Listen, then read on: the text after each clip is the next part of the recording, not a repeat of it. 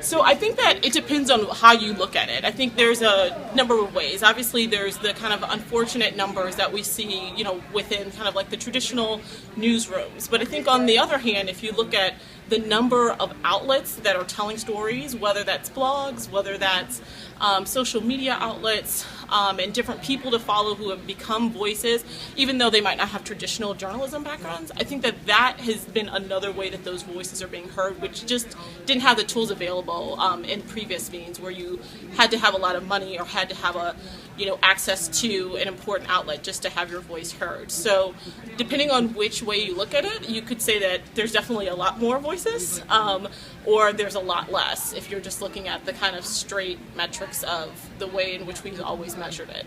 But I think that there's a really, really amazing opportunity to bring in a lot of different conversations and people who have not necessarily been a part of the conversation, but just tell those stories, throughout the conversation every day.